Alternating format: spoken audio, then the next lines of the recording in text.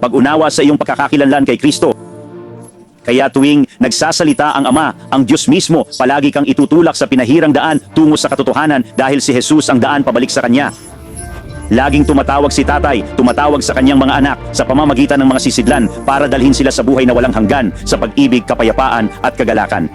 Ang hinahanap nila sa labas ni Kristo na hindi mo makikita sa mundong ito. Ang mga bagay ng mundo ay hindi kayang punan ng kaluluwa. Ang mga bagay ng mundo ay hindi kayang punan ng kaluluwa. Ang tanging makapupuno, makatutuparin sa kaluluwa ay ang lumikha nito, ang iyong manlilikha, ang tunay na buhay na Diyos, ang pangalan ng lahat ng pangalan, si Hesukristo. Sa anumang paraan, may kalayaan kang pumili kung ano ang magmamay-ari ng iyong kaluluwa, kung ito man ang banal na espiritu. May espiritong nagmamay-ari ng iyong kaluluwa, maging ito man ay masamang espiritu, sariling pagnanasa, paghahanap sa sarili, pag-asa sa sariling pangunawa, o ang banal na espiritu na patuloy mong tinatanggihan. Hindi akin ang buhay ko. Buong pusong nagtitiwala ako sa iyo, Diyos. Panginoon, hindi ko alam ang sinasabi ko. Hindi ko alam ang ginagawa ko, pero kilala kita. Tulad ng sabi ni Jesus sa Biblia, sinasabi ko lang ang sinasabi ng aking Ama. Ginagawa ko lang ang ginagawa ng aking Ama.